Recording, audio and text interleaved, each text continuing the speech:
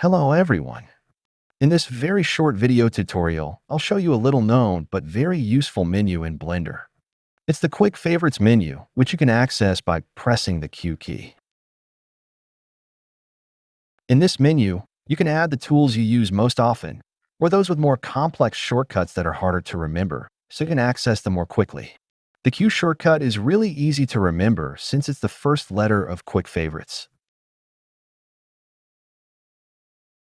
To add a tool or even a modifier to this menu, simply right-click on its name and choose Add to Quick Favorites. For example, you can easily do this for a modifier directly from its panel, or for a menu item in the 3D viewport. Once you've done that, the tool will be available in the menu you access with a Q key, and you can remove it at any time by right-clicking on it and selecting Remove from Quick Favorites.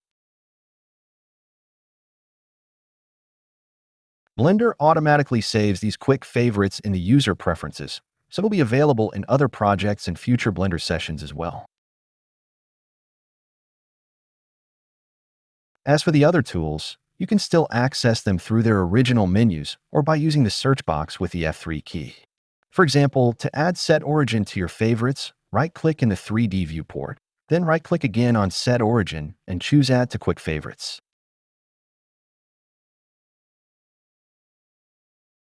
Other tools can be found using the search box, which you can open with the F3 key, and add it to your favorites by right-clicking on them and selecting Add to Quick Favorites.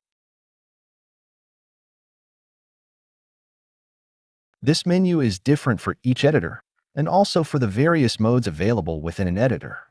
For example, I've added some quick favorites in the 3D viewport while in object mode, but I haven't done that yet in sculpt mode.